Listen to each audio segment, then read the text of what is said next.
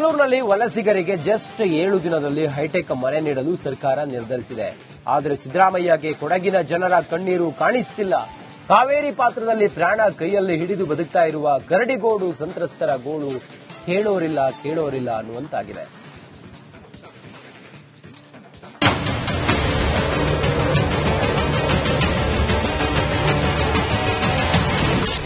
ವಲಸಿಗರಿಗೆ ಮನಿ ಭಾಗ್ಯ, ಕೊಡಗಿನ ಸಂತ್ರಸ್ತರಿಗೆ ಶೆಡ್ಡು ಭಾಗ್ಯ. ಕರಡಿಗೋಡು ಗ್ರಾಮದ ಜನರ ಕಣ್ಣೀರಿಗೆ ಕರಗದ ಸರ್ಕಾರ. ಇದು ಕೊಡಗು ಜಿಲ್ಲೆಯ ವಿರಾಜಪೇಟೆ ತಾಲೂಕಿನ ಕರಡಿಗೋಡು ಗ್ರಾಮದ ಕರುಣಾಜನಕ ಸ್ಥಿತಿ. ಕಾವೇರಿ ನದಿಯಿಂದ ಕೇವಲ 10 ಅಡಿ ದೂರದಲ್ಲಿ ಈ ಶೆಡ್ಗಳಿವೆ. 2019ರ ಮಹಾಮಳೆಗೆ ಮನೆ ಮಠ ಕಳೆದುಕೊಂಡ ಈ ಕುಟುಂಬಗಳು 7 ವರ್ಷ ಕಳೆದರೂ ಕೂಡ ಇಂದಿಗೂ ಇದೇ ನರಕವನ್ನ ಅನುಭವಿಸ್ತಾ ಇದ್ದಾರೆ. ಮಳೆ ಜೋರಾದ್ರೆ ಸಾಕು ಇಲ್ಲಿನ ಬದುಕು ನಡುಗುತ್ತದೆ. ಪ್ರವಾಹ ಬಂದಾಗ ಇವರನ್ನ ಕಾಳಜಿ ಕೇಂದ್ರಕ್ಕೆ ಅಟ್ಟುವ ಸರ್ಕಾರ ಬಳಿಕ ಇವರನ್ನ ಮರೆತೇ ಬಿಡುತ್ತೆ.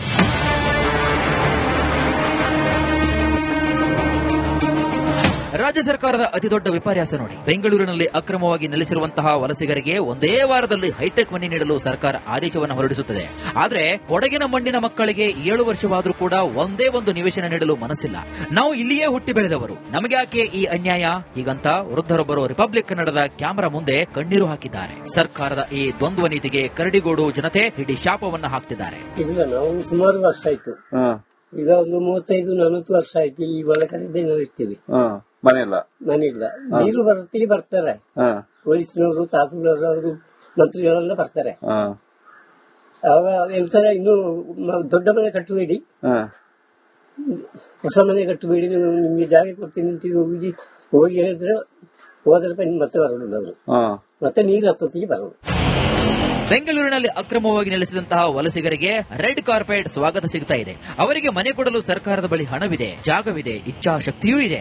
ಆದರೆ ಕೊಡಗಿನ ಈ ಅಸಹಾಯಕ ಜನರ ವಿಷಯಕ್ಕೆ ಬಂದರೆ ಸರ್ಕಾರಕ್ಕೆ ಖಾಸಗಿ ಜಾಗ ಖರೀದಿಯ ಕುಂಟು ನೆಪಗಳು ನೆನಪಾಗುತ್ತವೆ. ಹೊರಗಿನಿಂದ ಬಂದವರಿಗೆ ಹೈಟೆಕ್ ಭಾಗ್ಯ, ಇಲ್ಲೇ ಹುಟ್ಟಿ ಬೆಳೆದ ಮಣ್ಣಿನ ಮಕ್ಕಳಿಗೆ ಮಾತ್ರ ಹರಿದ ಶೆಡ್ಗಳ ಭಾಗ್ಯ. ಸಿದ್ದರಾಮಯ್ಯ ಸರ್ಕಾರಕ್ಕೆ ವಲಸಿಗರ ಮತಗಳ ಮೇಲಿರುವಂತಹ ಪ್ರೀತಿ ಸ್ವಂತ ರಾಜ್ಯದ ಜನರ ಪ್ರಾಣದ ಮೇಲೆ ಇಲ್ಲ ಯಾಕೆ ಎನ್ನುವ ಪ್ರಶ್ನೆ ಈಗ ಕರಡಿಗೋಡು ಗ್ರಾಮದಲ್ಲಿ ಮನೆ ಮಾಡಿದೆ.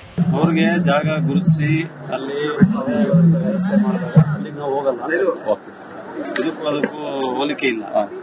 ಆದ್ರೆ ಮತ್ತೆ ಬೇರೆ ಜಾಗವನ್ನ ಕೂಡ ಗುರುತಿಸಿ ಅದನ್ನ ಖರೀದಿಗೆ ಈಗಾಗಲೇ ಕ್ರಮ ಜರುಗಿದೆ. ಖರೀದಿ ಆಗ್ಬೇಕಾದ್ರೆ ತಂದೆಯಾದಂತ ಪ್ರಕ್ರಿಯೆ ಸಿಕ್ಕಿದ ಜಾಗವನ್ನ ನಿರಾಕರಿಸಿದ್ದಾರೆ. ಈಗ ಅವ್ರಿಗೆ ಸೂಕ್ತವಾದಂತಹ ಜಾಗ ಗುರುತಿಸಬೇಕಂತ ಸಮಯ ಆಗಿದೆ. 6 ವರ್ಷದಿಂದ ಆಗದೆ ಇರೋದಕ್ಕೆ ಈಗ ಅದಕ್ಕೆ ಜವಾಬ್ದಾರಿ ಅಂದ್ರೆ ಆದಷ್ಟು ಬೇಗ ಮಾಡೋಕೆ ಪ್ರಯತ್ನ ಮಾಡ್ತೀವಿ. 2 ಜಾಗ ಗುರುತಿಸಿದ್ವಿ ಅಲ್ಲಿ ಪಕ್ಕದಲ್ಲಿ, ಕರಡಿಗೋಡು ಪಕ್ಕದಲ್ಲಿ ಇರುವಂತ 2 ಜಾಗವನ್ನು ಗುರುತಿಸಿದ್ವಿ. ಯಾವ್ದು ಸೂಕ್ತವಾಗಿ ಆಗ್ತದೆ ಆಲ್ಮೋಸ್ಟ್ ಎಲ್ಲರಿಗೂ. ರಿಪಬ್ಲಿಕ್ ಕನ್ನಡ ಈ ಬಗ್ಗೆ ಗ್ರೌಂಡ್ ರಿಪೋರ್ಟ್ ಮಾಡಿ ಸರ್ಕಾರದ ನಿದ್ರೆ ಕೆಡಿಸ್ತಾ ಇದ್ದಂತೆ ಸಿಎಂ ಕಾನೂನು ಸಲಹೆಗಾರ ಹಾಗೂ ವಿರಾಜಪೇಟೆ ಶಾಸಕ ಎಎಸ್ ಪೊನ್ನಣ್ಣ ಭರವಸೆಯ ಮಾತುಗಳನ್ನಾಡಿದ್ದಾರೆ. ಈಗಾಗಲೇ 2 ಕಡೆ ಜಾಗವನ್ನ ಗುರುತಿಸಲಾಗಿದ್ದು ಖಾಸಗಿ ಜಾಗ ಖರೀದಿಸಿ ಸಂತ್ರಸ್ತರಿಗೆ ನೀಡಲಾಗುವುದು ಅಂತ ಹೇಳಿದ್ದಾರೆ. 7 ವರ್ಷದಿಂದ ಆಗದ ಕೆಲಸ ಈಗಲಾದರೂ ಸಫಲವಾಗುತ್ತಾ ಎನ್ನುವುದೇ ಜನರ ಪ್ರಶ್ನೆ. ಅನುಕರ್ಯಪ್ಪ, ಬೆಳ್ಳೂರು, ರಿಪಬ್ಲಿಕ್ ಕನ್ನಡ, ಕೊಡಗು. ಬೆಂಗಳೂರಿನಲ್ಲಿ ವಲಸಿಗರಿಗೆ ಜಸ್ಟ್ 7 ದಿನದಲ್ಲಿ ಹೈಟೆಕ್ ಮನೆ ನೀಡಲು ಸರ್ಕಾರ ನಿರ್ಧರಿಸಿದೆ. ಆದರೆ ಸಿದ್ದರಾಮಯ್ಯಗೆ ಕೊಡಗಿನ ಜನರ ಕಣ್ಣೀರು ಕಾಣಿಸ್ತಿಲ್ಲ. ಕಾವೇರಿ ಪಾತ್ರದಲ್ಲಿ ಪ್ರಾಣ ಕೈಯಲ್ಲಿ ಹಿಡಿದು ಬದುಕ್ತಾ ಇರುವ ಕರಡಿಗೋಡು ಸಂತ್ರಸ್ತರ ಗೋಳು ಕೇಳೋರಿಲ್ಲ ಅನ್ನುವಂತಾಗಿದೆ.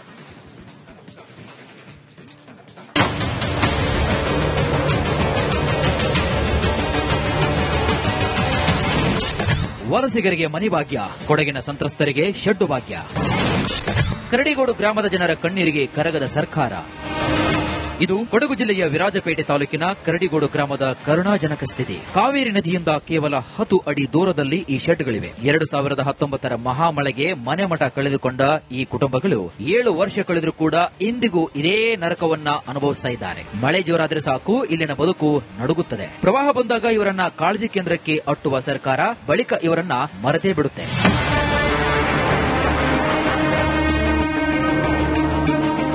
ರಾಜ್ಯ ಸರ್ಕಾರದ ಅತಿದೊಡ್ಡ ವಿಪರ್ಯಾಸ ನೋಡಿ. ಬೆಂಗಳೂರಿನಲ್ಲಿ ಅಕ್ರಮವಾಗಿ ನೆಲೆಸಿರುವಂತಹ ವಲಸಿಗರಿಗೆ ಒಂದೇ ವಾರದಲ್ಲಿ ಹೈಟೆಕ್ ಮನೆ ನೀಡಲು ಸರ್ಕಾರ ಆದೇಶವನ್ನು ಹೊರಡಿಸುತ್ತದೆ. ಆದರೆ ಕೊಡಗಿನ ಮಣ್ಣಿನ ಮಕ್ಕಳಿಗೆ 7 ವರ್ಷವಾದರೂ ಕೂಡ ಒಂದೇ ಒಂದು ನಿವೇಶನ ನೀಡಲು ಮನಸ್ಸಿಲ್ಲ. ನಾವು ಇಲ್ಲಿಯೇ ಹುಟ್ಟಿ ಬೆಳೆದವರು, ನಮಗೆ ಯಾಕೆ ಈ ಅನ್ಯಾಯ ಹೀಗಂತ ವೃದ್ಧರೊಬ್ಬರು ರಿಪಬ್ಲಿಕ್ ಕನ್ನಡದ ಕ್ಯಾಮೆರಾ ಮುಂದೆ ಕಣ್ಣೀರು ಹಾಕಿದ್ದಾರೆ. ಸರ್ಕಾರದ ಈ ದ್ವಂದ್ವ ನೀತಿಗೆ ಕರಡಿಗೋಡು ಜನತೆ ಹಿಡಿ ಶಾಪವನ್ನ ಹಾಕ್ತಿದ್ದಾರೆ. ಇಲ್ಲ, ನಾವು ಸುಮಾರು ವರ್ಷ ಆಯ್ತು, ಈಗ ಒಂದು 35-40 ವರ್ಷ ಆಯ್ತು ಈ ಒಳಗಡೆ ನಾವು ಇರ್ತೀವಿ. ಮನೆ ಇಲ್ಲ. ನೀರು ಬರುತ್ತಿಗೆ ಬರ್ತಾರೆ, ಪೊಲೀಸ್ನವರು, ತಹಸೀಲ್ದಾರ್ ಅವರು, ಮಂತ್ರಿಗಳೆಲ್ಲ ಬರ್ತಾರೆ. ಅವಾಗ ಹೇಳ್ತಾರೆ, ಇನ್ನು ದೊಡ್ಡ ಮನೆ ಕಟ್ಟಬೇಡಿ, ಹೊಸ ಮನೆ ಕಟ್ಟಬೇಡಿ, ನಿಮ್ಗೆ ಜಾಗ ಕೊಡ್ತೀನಿ ಅಂತ ಹೋಗಿ ಹೇಳಿದ್ರೆ ಹೋದ್ರೆ ಮತ್ತೆ ಬರೋದಿಲ್ಲ ಅವರು, ಮತ್ತೆ ನೀರು ಹತ್ತೊತ್ತಿಗೆ ಬರೋದು. ಬೆಂಗಳೂರಿನಲ್ಲಿ ಅಕ್ರಮವಾಗಿ ನೆಲೆಸಿದಂತಹ ವಲಸಿಗರಿಗೆ ರೆಡ್ ಕಾರ್ಪೆಟ್ ಸ್ವಾಗತ ಸಿಗ್ತಾ ಇದೆ. ಅವರಿಗೆ ಮನೆ ಕೊಡಲು ಸರ್ಕಾರದ ಬಳಿ ಹಣವಿದೆ, ಜಾಗವಿದೆ, ಇಚ್ಛಾಶಕ್ತಿಯೂ ಇದೆ. ಆದರೆ ಕೊಡಗಿನ ಈ ಅಸಹಾಯಕ ಜನರ ವಿಷಯಕ್ಕೆ ಬಂದರೆ ಸರ್ಕಾರಕ್ಕೆ ಖಾಸಗಿ ಜಾಗ ಖರೀದಿಯ ಕುಂಟು ನೆಪಗಳು ನೆನಪಾಗುತ್ತವೆ. ಹೊರಗಿನಿಂದ ಬಂದವರಿಗೆ ಹೈಟೆಕ್ ಭಾಗ್ಯ, ಇಲ್ಲೇ ಹುಟ್ಟಿ ಬೆಳೆದ ಮಣ್ಣಿನ ಮಕ್ಕಳಿಗೆ ಮಾತ್ರ ಹರಿದ ಶೆಡ್ಗಳ ಭಾಗ್ಯ. ಸಿದ್ದರಾಮಯ್ಯ ಸರ್ಕಾರಕ್ಕೆ ವಲಸಿಗರ ಮತಗಳ ಮೇಲಿರುವಂತಹ ಪ್ರೀತಿ ಸ್ವಂತ ರಾಜ್ಯದ ಜನರ ಪ್ರಾಣದ ಮೇಲೆ ಇಲ್ಲ ಯಾಕೆ ಎನ್ನುವ ಪ್ರಶ್ನೆ ಈಗ ಕರಡಿಗೋಡು ಗ್ರಾಮದಲ್ಲಿ ಮನೆ ಮಾಡಿದೆ. ಅವ್ರಿಗೆ ಜಾಗ ಗುರುತಿಸಿ ಅಲ್ಲಿ ವ್ಯವಸ್ಥೆ ಮಾಡಿದಾಗ ಅಲ್ಲಿಗೆ ನಾವು ಹೋಗಲ್ಲ, ಇದಕ್ಕೂ ಅದಕ್ಕೂ ಹೋಲಿಕೆ ಇಲ್ಲ. ಆದ್ರೆ ಮತ್ತೆ ಬೇರೆ ಜಾಗವನ್ನ ಕೂಡ ಗುರುತಿಸೋದನ್ನ ಖರೀದಿಗೆ ಈಗಾಗಲೇ ಕ್ರಮ ಜರುಗಿದೆ. ಖರೀದಿ ಆಗ್ಬೇಕಾದ್ರೆ ತಂದೆ ಪ್ರಕ್ರಿಯೆ ಸಿಕ್ಕಿದ ಜಾಗವನ್ನ ನಿರಾಕರಿಸಿದ್ದಾರೆ.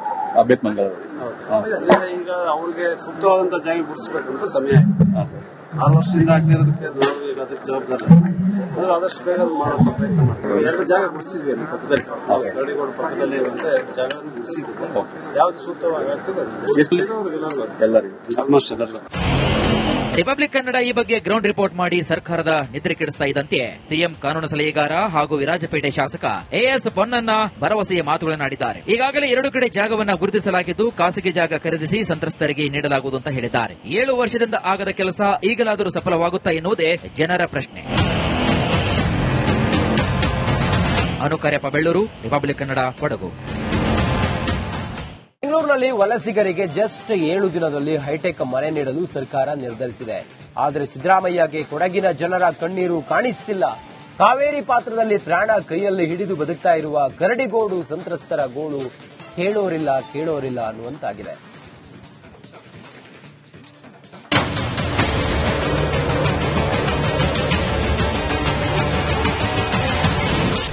ವಲಸಿಗರಿಗೆ ಮನೆ ಭಾಗ್ಯ, ಕೊಡಗಿನ ಸಂತ್ರಸ್ತರಿಗೆ ಶೆಡ್ಡು ಭಾಗ್ಯ.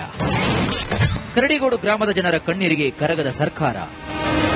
ಇದು ಕೊಡಗು ಜಿಲ್ಲೆಯ ವಿರಾಜಪೇಟೆ ತಾಲೂಕಿನ ಕರಡಿಗೋಡು ಗ್ರಾಮದ ಕರುಣಾಜನಕ ಸ್ಥಿತಿ. ಕಾವೇರಿ ನದಿಯಿಂದ ಕೇವಲ 10 ಅಡಿ ದೂರದಲ್ಲಿ ಈ ಶೆಡ್ಗಳಿವೆ. 2019ರ ಮಹಾಮಳೆಗೆ ಮನೆ ಮಠ ಕಳೆದುಕೊಂಡ ಈ ಕುಟುಂಬಗಳು 7 ವರ್ಷ ಕಳೆದರೂ ಕೂಡ ಇಂದಿಗೂ ಇದೇ ನರಕವನ್ನ ಅನುಭವಿಸ್ತಾ ಇದ್ದಾರೆ. ಮಳೆ ಜೋರಾದ್ರೆ ಸಾಕು ಇಲ್ಲಿನ ಬದುಕು ನಡುಗುತ್ತದೆ. ಪ್ರವಾಹ ಬಂದಾಗ ಇವರನ್ನ ಕಾಳಜಿ ಕೇಂದ್ರಕ್ಕೆ ಅಟ್ಟುವ ಸರ್ಕಾರ ಬಳಿಕ ಇವರನ್ನ ಮರೆತೇ ಬಿಡುತ್ತೆ.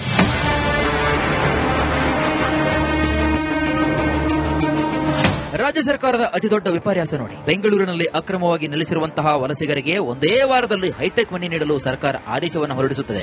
ಆದರೆ ಕೊಡಗಿನ ಮಣ್ಣಿನ ಮಕ್ಕಳಿಗೆ 7 ವರ್ಷವಾದರೂ ಕೂಡ ಒಂದೇ ಒಂದು ನಿವೇಶನ ನೀಡಲು ಮನಸ್ಸಿಲ್ಲ. ನಾವು ಇಲ್ಲಿಯೇ ಹುಟ್ಟಿ ಬೆಳೆದವರು, ನಮಗೆ ಯಾಕೆ ಈ ಅನ್ಯಾಯ? ಹೀಗಂತ ವೃದ್ಧರೊಬ್ಬರು ರಿಪಬ್ಲಿಕ್ ಕನ್ನಡದ ಕ್ಯಾಮೆರಾ ಮುಂದೆ ಕಣ್ಣೀರು ಹಾಕಿದ್ದಾರೆ. ಸರ್ಕಾರದ ಈ ದ್ವಂದ್ವ ನೀತಿಗೆ ಕರಡಿಗೋಡು ಜನತೆ ಇಡೀ ಶಾಪವನ್ನ ಹಾಕ್ತಿದ್ದಾರೆ. ಇಲ್ಲ, ನಾವು ಸುಮಾರು ವರ್ಷ ಆಯ್ತು, ಈಗ ಒಂದು 35-40 ವರ್ಷ ಆಯ್ತು ಈ ಒಳಗಡೆ ನಾವು ಇರ್ತೀವಿ. ಮನೆ ಇಲ್ಲ. ನೀರು ಬರುತ್ತಿಗೆ ಬರ್ತಾರೆ, ಪೊಲೀಸ್ನವರು, ತಹಸೀಲ್ದಾರ್ ಅವರು, ಮಂತ್ರಿಗಳೆಲ್ಲ ಬರ್ತಾರೆ. ಅವಾಗ ಹೇಳ್ತಾರೆ, ಇನ್ನು ದೊಡ್ಡ ಮನೆ ಕಟ್ಟಬೇಡಿ, ಹೊಸ ಮನೆ ಕಟ್ಟಬೇಡಿ, ನಿಮ್ಗೆ ಜಾಗ ಕೊಡ್ತೀನಿ ಅಂತ ಹೋಗಿ ಹೇಳಿದ್ರೆ ಹೋದ್ರೆ ಮತ್ತೆ ಬರೋದಿಲ್ಲ ಅವರು, ಮತ್ತೆ ನೀರು ಹತ್ತೊತ್ತಿಗೆ ಬರೋದು. ಬೆಂಗಳೂರಿನಲ್ಲಿ ಅಕ್ರಮವಾಗಿ ನೆಲೆಸಿದಂತಹ ವಲಸಿಗರಿಗೆ ರೆಡ್ ಕಾರ್ಪೆಟ್ ಸ್ವಾಗತ ಸಿಗ್ತಾ ಇದೆ. ಅವರಿಗೆ ಮನೆ ಕೊಡಲು ಸರ್ಕಾರದ ಬಳಿ ಹಣವಿದೆ, ಜಾಗವಿದೆ, ಇಚ್ಛಾಶಕ್ತಿಯೂ ಇದೆ.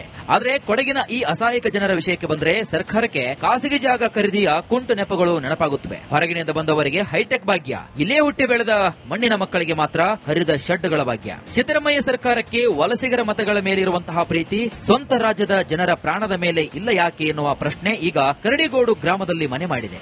ಅವ್ರಿಗೆ ಜಾಗ ಗುರುತಿಸಿ ಅಲ್ಲಿ ವ್ಯವಸ್ಥೆ ಮಾಡಿದಾಗ ಅಲ್ಲಿಗೆ ನಾವು ಹೋಗಲ್ಲ, ಇದಕ್ಕೂ ಅದಕ್ಕೂ ಹೋಲಿಕೆ ಇಲ್ಲ. ಆದ್ರೆ ಮತ್ತೆ ಬೇರೆ ಜಾಗವನ್ನ ಕೂಡ ಗುರುತಿಸೋದನ್ನ ಖರೀದಿಗೆ ಈಗಾಗಲೇ ಕ್ರಮ ಜರುಗಿದೆ. ಖರೀದಿ ಆಗ್ಬೇಕಾದ್ರೆ ತಂದೆ ಪ್ರಕ್ರಿಯೆ ಸಿಕ್ಕಿದ ಜಾಗವನ್ನ ನಿರಾಕರಿಸಿದ್ದಾರೆ. ಈಗ ಅವ್ರಿಗೆ ಸೂಕ್ತವಾದಂತಹ ಜಾಗ ಗುರುತಿಸಬೇಕಂತ ಸಮಯ ಆಗಿದೆ. 6 ವರ್ಷದಿಂದ ಆಗದೆ ಇರೋದಕ್ಕೆ ನಾವು ಈಗ ಅದಕ್ಕೆ ಜವಾಬ್ದಾರಿ ಅಂದ್ರೆ ಆದಷ್ಟು ಬೇಗ ಮಾಡುವಂತ ಪ್ರಯತ್ನ ಮಾಡ್ತೀವಿ. 2 ಜಾಗ ಗುರುತಿಸಿದ್ವಿ ಅಲ್ಲಿ ಪಕ್ಕದಲ್ಲಿ, ಕರಡಿಗೋಡು ಪಕ್ಕದಲ್ಲಿ ಇರುವಂತೆ ಜಾಗ ಗುರುತಿಸಿದ್ವಿ. ಯಾವ್ದು ಸೂಕ್ತವಾಗಿ ಆಗ್ತದೆ ಎಲ್ಲರಿಗೂ ಆಲ್ಮೋಸ್ಟ್ ಎಲ್ಲರಿಗೂ. ರಿಪಬ್ಲಿಕ್ ಕನ್ನಡ ಈ ಬಗ್ಗೆ ಗ್ರೌಂಡ್ ರಿಪೋರ್ಟ್ ಮಾಡಿ ಸರ್ಕಾರದ ನಿದ್ರೆ ಕೆಡಿಸ್ತಾ ಇದ್ದಂತೆ ಸಿಎಂ ಕಾನೂನು ಸಲಹೆಗಾರ ಹಾಗೂ ವಿರಾಜಪೇಟೆ ಶಾಸಕ ಎಎಸ್ ಪೊನ್ನಣ್ಣ ಭರವಸೆಯ ಮಾತುಗಳನ್ನಾಡಿದ್ದಾರೆ. ಈಗಾಗಲೇ 2 ಕಡೆ ಜಾಗವನ್ನ ಗುರುತಿಸಲಾಗಿದ್ದು ಖಾಸಗಿ ಜಾಗ ಖರೀದಿಸಿ ಸಂತ್ರಸ್ತರಿಗೆ ನೀಡಲಾಗುವುದು ಅಂತ ಹೇಳಿದ್ದಾರೆ. 7 ವರ್ಷದಿಂದ ಆಗದ ಕೆಲಸ ಈಗಲಾದರೂ ಸಫಲವಾಗುತ್ತಾ ಎನ್ನುವುದೇ ಜನರ ಪ್ರಶ್ನೆ. ಅನುಕರ್ಯಪ್ಪ ಬೆಳ್ಳೂರು.